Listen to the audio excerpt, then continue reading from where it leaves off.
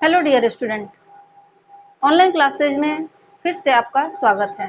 तो हम लोग अपने पिछले क्लास को कंटिन्यू करते हैं और हमारा पिछले क्लास में हम लोग क्या पढ़ रहे थे?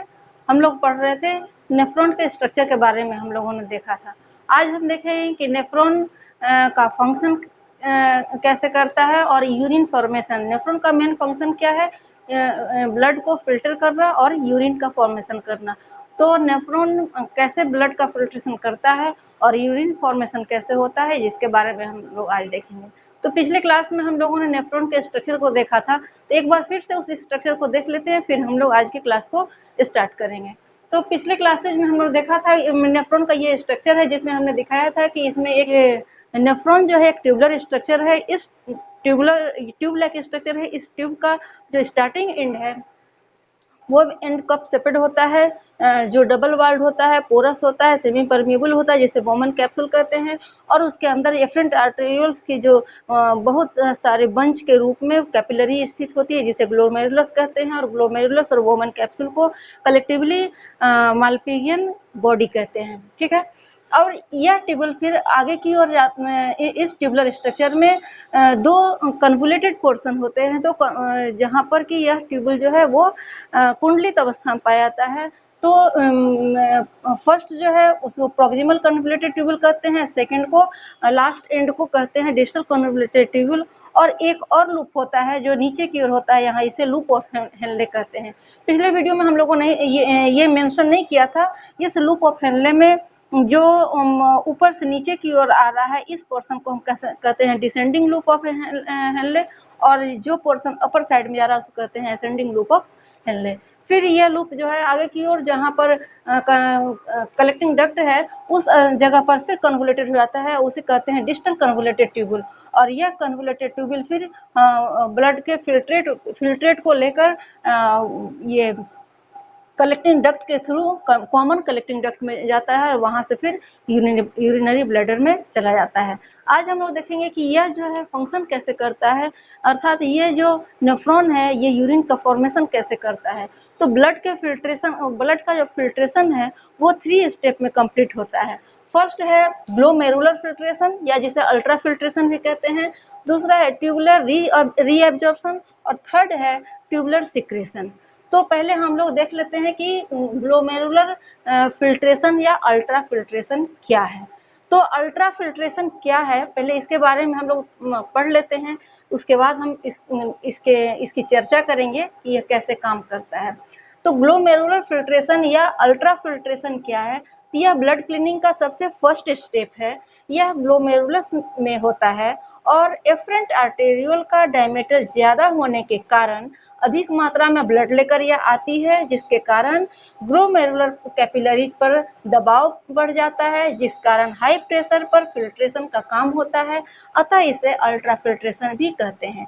एफरेंट आर्टेरियोल द्वारा जो ब्लड लाया जाता है उसमें urea, uric acid, water, glucose, salt, protein इत्यादि उपस्थित होते हैं। अल्ट्रा फिल्ट्रेशन के दौरान बहुत से आवश्यक न्यूट्रिएंट जैसे salt, glucose, amino acids, urea, uric acid and large amount of water भी फिल्टर हो जाते हैं।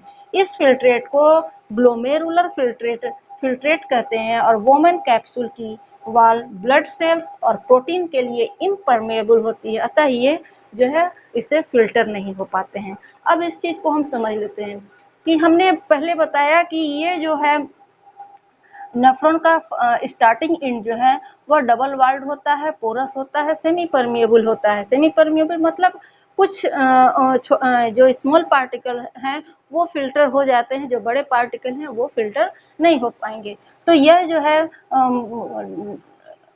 इस वोमेन कैप्सूल के अंदर एफरेंट आर्टेरियोल जो है वह एफरेंट आर्टेरियोल का डायमीटर ज़्यादा है, तो यह जो है बहुत सारा ब्लड लेकर इन करती है। और यहाँ ग्लोमेरुलस जो है ये क्या है, एक तरह का ये कैपिलरी नेटवर्क है, वो आगे जाकर पतला हो जाता है और यह जो ज़्यादा मात्रा में ब्लड लेकर आती है तो हाई प्रेशर क्रिएट करती है किस पर, इस ग्लोमेरुलस पर, इस कैपिलरी नेटवर्क पर, जिसके कारण कि हाई प्रेशर में फिल्ट्रेशन का काम होता है। और जब हाई फिल्ट्रेशन में काम होता है तो ये जो एफरेंट आर्टेरियोल है, जो अपने साथ ऑक्सीजनेटेड के साथ बहुत सारे मतलब ब्लड में ऑक्सीजन के साथ साथ बहुत सारी प्योरिटीज और इम्प्योरिटीज लेकर के आती है। तो इस ब्लड में यह जो एफरेंट आर्टेरियोल हार्ट से जो ब्लड लेकर आती है किडनी में, उस ब्लड में क्या क्या प्रेजेंट होता है, तो उस ब्लड में प्रेजेंट होता है urea, uric acid, water, glucose, salt, protein, ये सब चीज प्रेजेंट होते हैं। तो यहाँ जो ये जो है सेमी परमिएबल है वोमेन कैप्सूल की वाल, तो यहाँ से जब ये ब्लड फिल्टर होता है तो जो बड़े पार्टिकल हैं वो फिल्टर नहीं हो पाते हैं, जो फाइन टिनी पार्टिकल्स हैं तो उस फिल्ट्रेशन प्रोसेस में जो बहुत माइन्यूट सॉल्यूट हैं, जो बहुत नेसेसरी पार्टिकल हैं हमारे ब्लड के लिए, जो बहुत नेसेसरी न्यूट्रिएंट हैं, बहुत नेसेसरी सॉल्यूट जो है, वह भी इसके साथ फिल्टर हो जाते हैं। तो यहाँ पर और जो फिल्टर नहीं हो पाता है, जैसे प्रोटीन हुआ और ब्लड सेल से इसका साइज बड़ा होता है, ये बड़े पार्टिकल्स होते हैं, तो ये फिल्टर आउट नहीं हो पाते हैं, क्योंकि ब्लड सेल्स और प्रोटीन्स के लिए यह वोमेन कैप्सूल की वाल जो है इम्परमिएबल होते हैं, वो उस वाल से होकर नहीं गुजर पाते हैं। तो यहाँ पर वो जो है इसी ब्लड में रह जाते हैं और एफरेंट आर्टेरियोल के थ्रू आगे की ओर बढ़ते हैं। और यह जो फिल्ट्रेशन का काम हुआ, तो ये जो फिल्टर हुआ, जो एफरेंट आर्टेरियोल के द्वारा जो ब्लड लाया गया और वह ग्लोमेरुलस के द्वारा जो फिल्टर किया गया, तो उस फिल्टर को और वह वोमेन कैप्सूल से होते हुए ट्यूब में चला जाता है। तो वह फिल्टर जो हुआ, जो ब्लड के फिल्ट्रेशन के बाद जो प्राप्त हुआ, छन्ने के बाद जो ब्लड का फॉर्म प्राप्त हुआ, उसको फिल्ट्रेट कहते हैं। और उस फिल्ट्रेट को चूंकि ग्लोमेरुलस से होता है, इसलिए उस फिल्ट्रेट को कहते हैं ग्लोमेरुलर फिल्ट्रेशन। तो ग्लोमेरुलर फिल्ट्रेशन उस प्रोसेस को कहते हैं और उस फिल्ट्रेट को कहेंगे ग्लोमेरुलर फिल्ट्रेट। और ये जो ग्लोमेरुलर फिल्ट्रेट हुआ, जो यहाँ से हमने तीर ये एरो का निशान दिखाया है, इसका मतलब यहाँ से फिल्ट्रेशन के बाद जो फिल्ट्रेट है वो आगे की ओर इस ट्यूब में बढ़ रहे हैं। तो यहाँ जो फिल्ट्रेशन के बाद जो फिल्ट्रेट प्राप्त होता है, तो उसमें क्या होता है कि जो बड़े पार्टिकल हैं वो तो नहीं है, लेकिन जो छोटे छनने के बाद भी जो नेसेसरी पार्टिकल हैं वो भी छन जाते हैं, वो भी उनका भी फिल्ट्रेशन हो जाता है, वो भी फिल्ट्रेट में शामिल हो जाते हैं। तो इस फिल्ट्रेशन में या इस फिल्ट्रेट में ग्लोमेरुलर जो फिल्ट्रेट प्राप्त हुआ, उसमें जो जरूरी पार्ट हैं वो क्या क्या भी आ जाते हैं। उसमें जो फिल्ट्रेट प्राप्त हुआ उसमें आ जाता है आपको amino acid, urea, uric acid और बहुत अधिक मात्रा में वाटर। तो ये जो है एमाइनो एसिड हुआ, या और भी उसके अलावा बहुत सारे इलेक्ट्रोलाइट्स हैं, सोडियम क्लोराइड है, ये सब भी आ जाते हैं इस फिल्ट्रेशन, क्योंकि वो बहुत माइन्यूट पार्टिकल हैं, वो भी फिल्टर हो जाते हैं, जो कि हमारे बॉडी के लिए नेसेसरी है। तो इस तरह से ये तो फिल्ट्रेशन का काम हुआ, और चूंकि हाई प्रेशर पर होता है इसलिए इसको अल्ट्रा फिल्ट्रेशन कहते हैं। अब सेकंड जो है वो है ट्यूबुलर रीएब्जॉर्प्शन। ट्यूबुलर रीएब्जॉर्प्शन में हम लोगों ने पहले देखा कि अल्ट्रा फिल्ट्रेशन में क्या होता था, जो जरूरी सॉल्यूट है, जो जरूरी न्यूट्रिएंट है, वो भी फिल्टर हो जाता है और फिल्ट्रेट के साथ इस ट्यूबुल में चला आता है। और एक चीज और हम यहाँ डायग्राम में हम देख रहे हैं कि ये एफरेंट आर्टेरियोल है और ये इफरेंट आर्टेरियोल है। यह इफरेंट आर्टेरियोल जो है इसका डायमीटर एफरेंट के अपेक्षा कम होता है, क्योंकि यहाँ फिल्ट्रेशन के बाद जो क्वांटिटी और क्वालिटी दोनों कम हो जाते हैं। क्वालिटी मतलब बहुत सारे जो न्यूट्रिएंट है, बहुत सारे पार्टिकल जो है वो फिल्टर हो जाते हैं, तो क्वांटिटी भी कम हो जाता है, क्वालिटी भी। तो यहाँ इसलिए इसका डायमीटर स्वतः जो है वो एफरेंट की अपेक्षा कम है।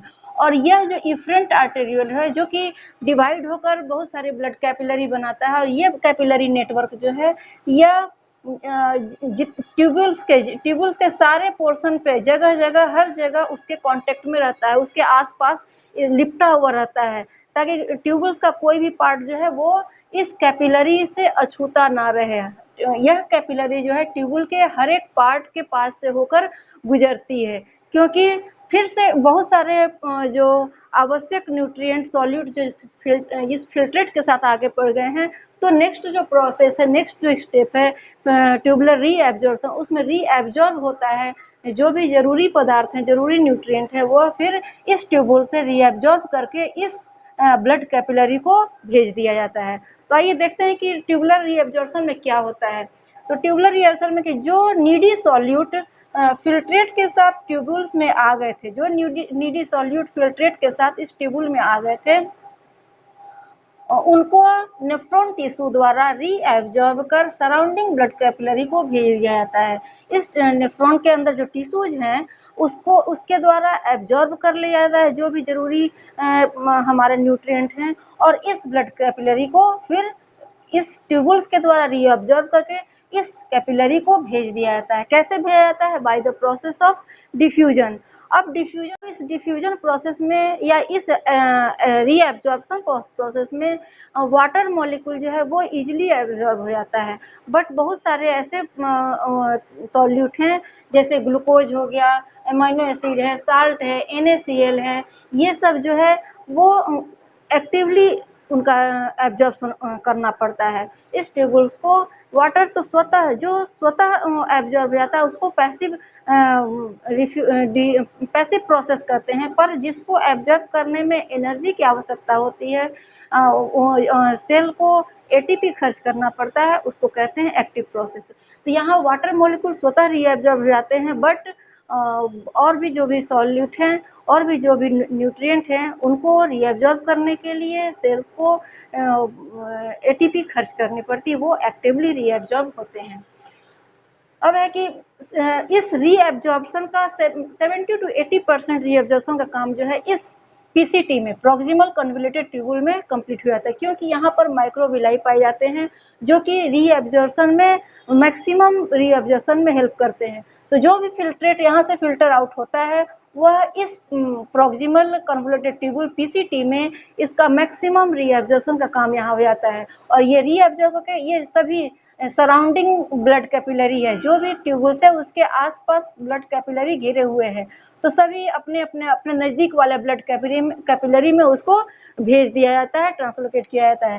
तो यहाँ से इस पोर्शन पर मैक्सिमम रीएब्जॉर्प्शन हो जाता है, और रीएब्जॉर्प्शन करके जो आवश्यक न्यूट्रिएंट है, आवश्यक सॉल्यूट है, वो इसका ब्लड कैपिलरी को भेज दिया जाता है। और जो बड़े पार्टिकल हैं जो कि फिल्टर नहीं हो पाते हैं वो तो इसमें रहते ही हैं। आगे है कि अब ब्लड कैपिलरी को जितनी आवश्यकता होती है यहाँ से फिर भेज तो दिया जाता है, पर ब्लड कैपिलरी को, हमारी बॉडी को जितने न्यूट्रिएंट की, जितने सॉल्यूट की आवश्यकता होती है वह उतना ही लेता है, रेस्ट को इस ट्यूबुल से होकर आगे गुजरने देता है। हम लोग देखते हैं बहुत सारे ड्रग्स या दवा, विटामिन कुछ भी खाते हैं तो हमारी बॉडी को जितना आवश्यकता होता है उतना लेता है, रेस्ट जो है हमारे यूरिन के थ्रू बाहर निकल जाता है। तो वही बात है, यहाँ भी जितने भी हम हमारे इस फिल्ट्रेट के साथ जो भी जरूरी आवश्यक पदार्थ यहाँ से पास आउट हो रहे हैं, तो उसमें से जो जरूरी है वह तो रीएब्जॉर्ब करके इस ब्लड कैपिलरी को दिया जाता है, पर ब्लड कैपिलरी उतना ही लेती है जितने की उसको आवश्यकता होती है। अब यह फिल्ट्रेट जो है यहाँ से आगे की ओर इस लूप और हेनले से पास होता है, ये लूप ऑफ हेनले में आता है, यहाँ से गुजरता है। लूप ऑफ हेनले में हमेशा वाटर और NaCl का रीएब्जॉर्प्शन होता है। तो यहाँ लूप ऑफ हेनले से जब आगे गुजरती है ये फिल्ट्रेट आगे गुजरता है, तो यहाँ पर वाटर और NaCl का रीएब्जॉर्प्शन हो जाता है। फिर अब यह फिल्ट्रेट जो फिर रेस्ट बचा हुआ फिल्ट्रेट आगे की ओर बढ़ता है, और यहाँ पर DCT, डिस्टल कन्वोल्यूटेड ट्यूबुल के पास जब आता है तो डिस्टल कन्वोल्यूटेड ट्यूबुल के पास भी वाटर और NaCl का रीएब्जॉर्प्शन फिर से होता है, और इस तरह से सभी अपने अपने पास नज़दीक के जो भी ब्लड कैपिलरी है वहाँ पर रीएब्जॉर्ब करके उस ब्लड कैपिलरी में भेज देते हैं, जहाँ से कि वह ब्लड कैपिलरी ब्लड के थ्रू इफरेंट आर्टेरियोल्स के थ्रू हार्ट के पास चला जाता है। तो यहाँ पर भी DCT के पास भी जो रीएब्जॉर्प्शन होता है वाटर और NaCl का, वह भी रीएब्जॉर्ब करके इस ब्लड कैपिलरी को यहाँ भेज दिया जाता है, जो कि फिर इफरेंट आर्टेरियोल्स के थ्रू हार्ट में चला